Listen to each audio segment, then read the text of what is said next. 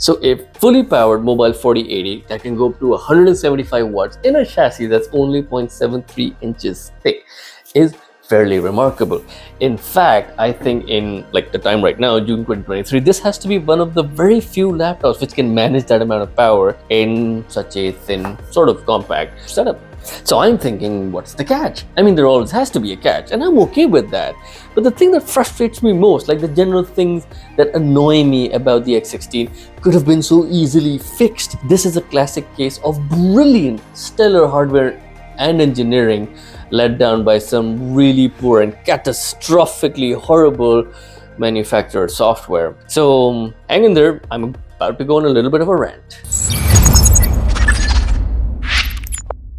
Now this is actually like my first impressions video. I might go into a little bit more detail and cover some more detailed aspects of this down the line. But in the meantime, if you find the content in my video useful, please do consider subscribing to my channel and liking this video. That will go a long way to encourage me to keep on bringing new content to you guys. Now, let me get something straight right from the start. God, I really like the X16. I mean, it's just so frustrating because it's so difficult to explain why. I wasn't even sure I was gonna like the X16. I didn't even think I would agree to its existence. My previous experience with Alienware's prior flagship, the X17, didn't necessarily go all that well. I had quite a few problems with it, but come on, you open the lid and you're greeted with this quad fan setup right here, and you've got this RGB trackpad over here and all of this ventilation all around. It just feels so sci-fi, and it really brings out the child in me, which is like a personal problem. Also, my preference for this X16 is really difficult to defend. A whole Canadian $4,400 difficult to defend. But you know, let's be honest, this device has seen quite a few discounts as of late, and you can get this for 4,000 Canadian dollars, a bargain. No, that's still an absurd amount of money. So let's break it down. What do you get for 4,000 Canadian dollars? You are getting a 13th generation i9 processor, so that's the 13900HK. So that's the 14-core CPU, which had 24 megabytes of level 3 cache and can go up to 5.4 gigahertz of frequency. You would also get 32 gigabytes of RAM. All of that is soldered on, so be careful about speccing it to the right way. Make sure you get at least 32 gigabytes. It does, however, go all the way up to 6,000 megahertz of frequency. This is generally a little bit higher because you would get like usually 5,600 megahertz or 4,800 megahertz in the DDR5 range. I also got a terabyte of M.2 NVMe storage in this specification right here. You also get an additional slot in which you can add another drive there, and from what I understand, both slots here can support dual-sided SSDs, so you can theoretically spec it up to 8 terabytes. You obviously also get that screen. It's a QHD plus screen, so 1600 pixels, 16:10 aspect ratio. That's all good, but it doesn't get really bright. It's about 350 nits as far as I understand. The website doesn't exactly claim it, but for example, my previous device, the Legion, actually went up to 500 nits. So the difference is noticeable, yeah. But this display is more color accurate, so 100% DCI-P3 coverage. It has a 3 millisecond response time. It has a refresh rate of 240 Hz. It has advanced Optimus, very little backlight bleed. It's been manufactured well. The screen also can't go back a full 180 degrees. This is as far as that will go. It has a 90 watt-hour battery in here, so that's 9 watt-hours less than what you would get from other flagships. To charge this up though, you get a 330 watt gallium nitride based power adapter. I mean, it's still pretty substantial in size, but if you can see it being compared next to a 300 watt Legion adapter, which is not gallium nitride based, so you can see this is substantially or at least noticeably smaller. Speaking about the keyboard, it's a little bit special in this. We have the Cherry MX low profile switches in here, so mechanical keys. Obviously that is going to be a little bit dramatic. It's going to add to your experience. You're going to enjoy the clickety clacks of things. It also provides you a generous key travel of 1.8 millimeters, and that's also pretty substantial. In my personal experience, the tips of my fingers felt a little bit sore after like a long session of typing. I think it's because I type a little angrily. I'm not used to the key rebound as I have been used to the regular membrane switches. So it's something that you kind of get used to. Also, you get that distinct chink sound.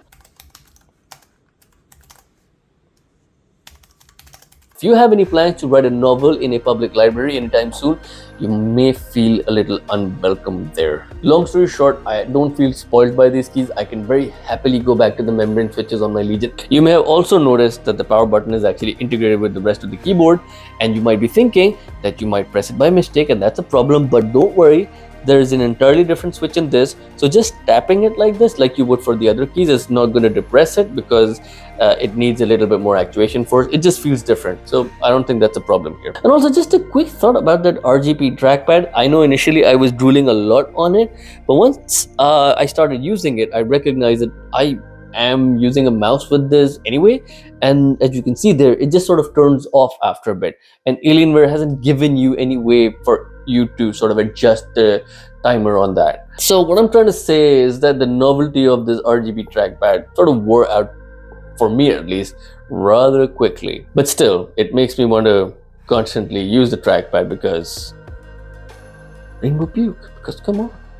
Also, because of that twin vent setup, everything had to be pushed down. So as a result of that, the trackpad is obviously shorter, but width is still pretty good. And you might think that it's not large enough, but in my day-to-day use, I actually didn't feel bothered by the size of it at all. I think it's perfectly usable. It's nice and smooth. It's got some nice tight clicks. So I like the trackpad, yeah. Also, let's talk about the webcam right here.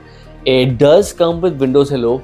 Thankfully, that's a really good thing. The Legion 7, like the newer 2023 model, did not have it. However, you'll see that there is no way for you to cover it, or there's no physical kill switch to it. If you're a criminal, bad news. But honestly, even in general, I think privacy is a big deal nowadays, so it would have been nice if Alienware had considered that. And finally, we get to the heart of the X16, that 4080 GPU. So that means 12 gigabytes of GDDR6 VRAM that utilize 192 bits of bus, and yes, that 4080 goes all the way up to 175 watts. What does all of that power need the most?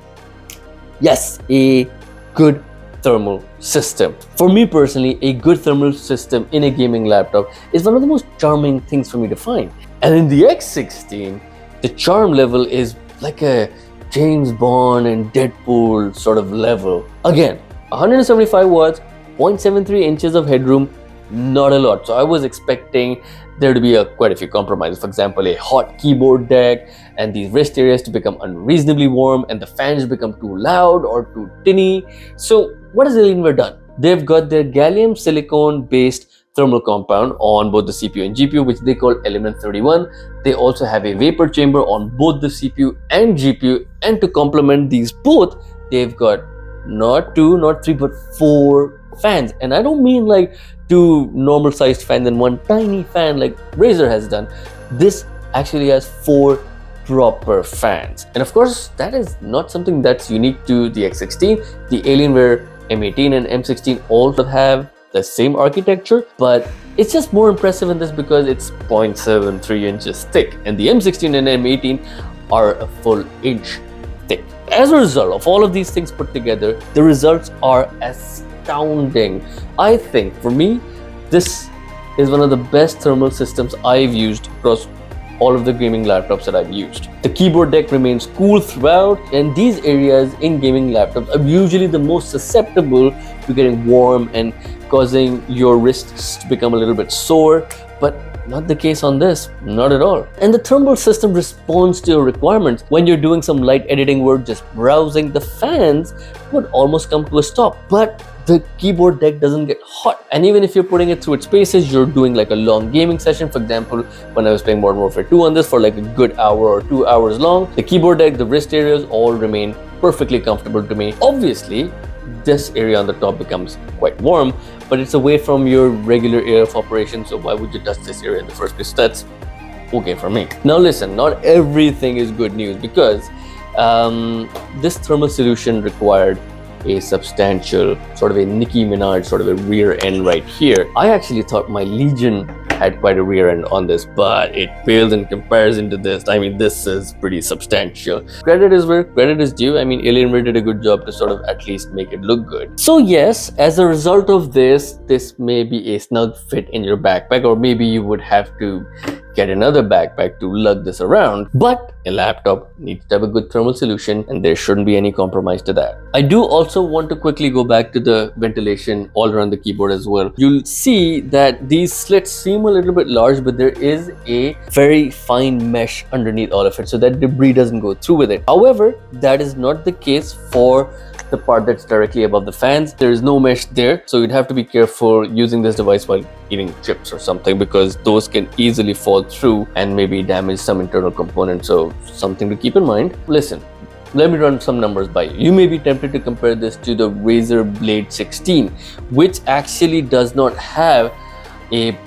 rear end to it basically. So it is not very tall and it has like the same width to it, but it is substantially thicker. So the Blade 16 is actually 0.87 inches thick. So if you compare the cubic volume of the Razer Blade with the X16, so it's the height multiplied by the width multiplied by the depth, you would recognize that the X16 is only 1.7% larger in volume. That's how thick the Blade actually is. Would you even call it a Blade anymore? Also, the Blade is actually going to be a little bit more expensive than the Alienware as well. Even if you look at the overall build quality of this, like, this is made with premium materials. Everything feels pretty solid. Everything is done pretty well. If I have to make a comment about the looks, well, it is unique, right? This sort of a light color is generally unique in the gaming laptop space. I'll be honest, like, I would have liked like the pure white feel to it. This one is silver with this matte rear end and gives you like this two-tone finish. I don't know, maybe you have a different preference to this. Would be great to hear from you in the comments, so let me know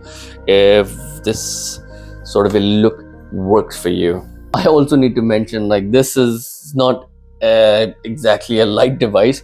It's going to weigh in about 2.6 kilos, and compared to the Razer Blade, that would be around 2.45 kilos. So this is heavier, yes. Generally speaking, devices that have vapor chambers are going to be heavier than devices that have conventional copper pipes. There's also a slight downside of this thermal solution as well, naturally, because it's got 4 fans along the side.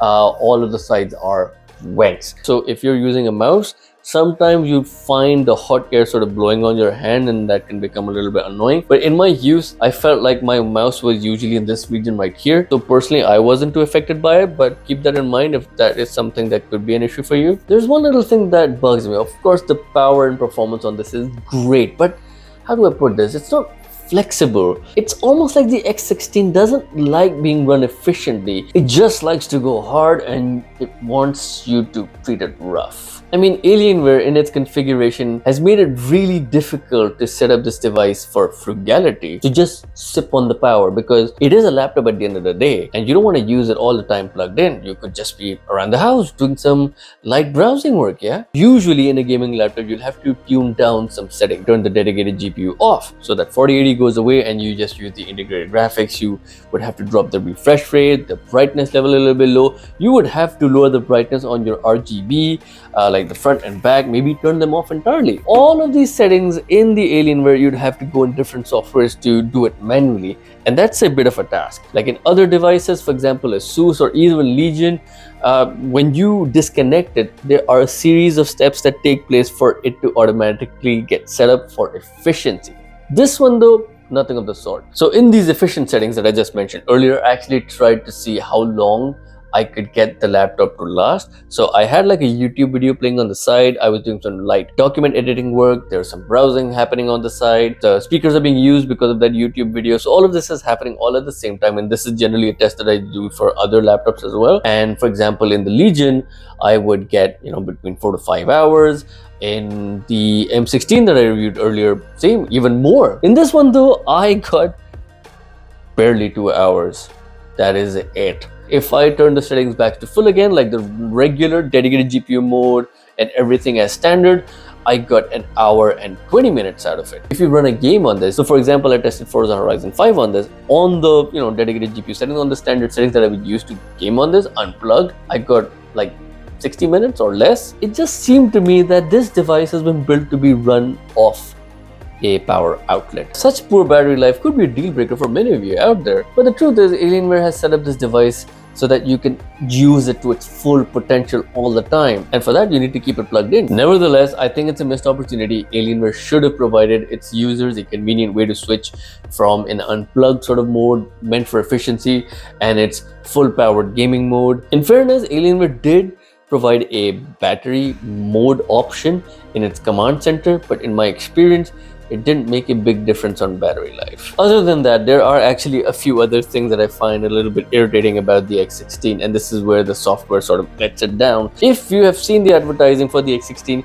the first things that they mention is the 100 micro LED lights in this stadium light or throne ring in the back. But what use are those 100 micro LED lights if you can't customize them? If you go into the Alienware command center, do you know how many lighting zones they allow you to configure out of these 100 micro LEDs? Come on, make a guess. Make a guess. 20? 10? 8? 6? No.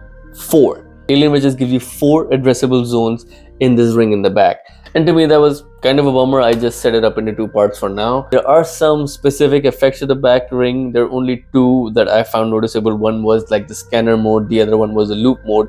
But even then, the command center doesn't give you layers on which you can add in RGB. It's all very limited and it's all really underwhelming. Even the keyboard lights inside, you only get 3 brightness modes on it using the keyboard function F7 shortcut right here. So it would either be off or slightly bright and a little bit brighter, and then that's it off. Just 3 modes right here. And there's no way for you to adjust the brightness on the go for this trackpad or these lights on the back. You would have to manually go into the command center and use a slider manually for the back, for the logo, for the trackpad separately to adjust it. Speaking of the logo though, I think the logo has started to look a little bit dated. I actually liked the previous logos, the one that only the edges and the eyes got lit up. I thought those looked a little bit more premium. This, yeah, it just looks a little bit dated. Port selection on the X16 is not great, but it's easy to explain because all of them are on the back. Because, well, there's no room on the side because of those 4 fans. That's okay. So you get 2 Type A ports. Both of them are version 3.2 Gen 2. You get 2 Type C ports. One of them is Thunderbolt 4 and the other one is also version 3.2 Gen 2. You also get a mini display port output. You get an HDMI output. You obviously have that barrel plug right here, and you also get a micro SD card, not like the standard SD card though. You can use it to maybe transfer games from your Steam Deck if you have one, or your Switch if you want to, but generally I thought it was a little bit slow. And yes, you also get the headphone jack in the back right here, and that is a very uncomfortable position if you're just using regular headphones like I do. Sometimes the length of the headphone even may not be as much for you to use it comfortably, and also just to yank it from behind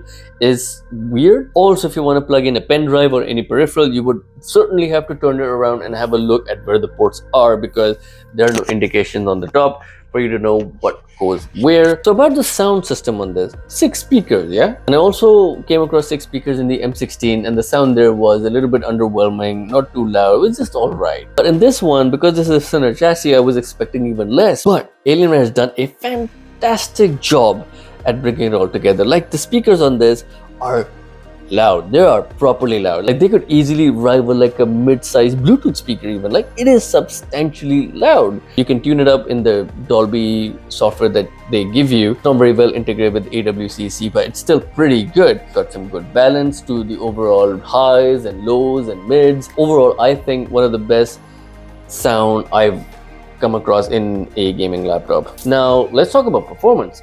And a very quick and easy way to come up with its raw performance numbers is using a benchmark software called 3D Mark Times Pi. I wanted to see how much more a 4080 can also deliver over the 4070, especially after we realized that the 4070 has been artificially watered down by NVIDIA. Just for comparison though, right? The 4070 from my M16 review and also from the Legion 7 2023 review, they gave me a score of both around 12,500 points. So in the 4080, I actually got a score of 17,375 and like close to even 17,500. That is a 40% jump in performance from the 4070. That is the kind of number that you would generally get from a decently configured 3070 Ti desktop. So this is like carrying a whole 3070 Ti desktop around in your backpack. That is amazing. But for better understanding, let's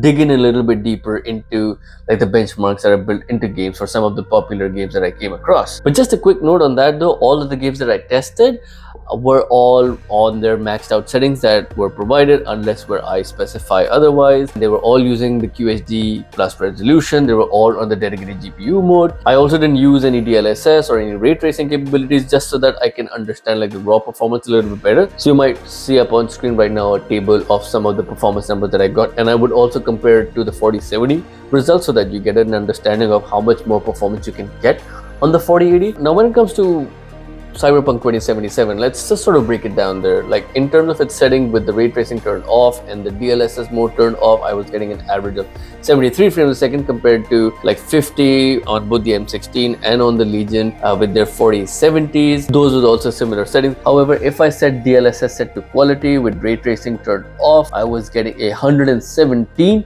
frames a second with frame generation turned on. Now if I take like the best NVIDIA feature settings on Cyberpunk, so that means DLAA settings, so their anti-aliasing settings, especially for NVIDIA GPUs, set to sharpness, like set to full sharpness, then ray tracing set to ultra, path generation turned on. I was getting around 61 frames a second on that. And then there was also a psycho ray tracing mode there, DLAA on to full, frame generation on, and I was getting 49 frames a second.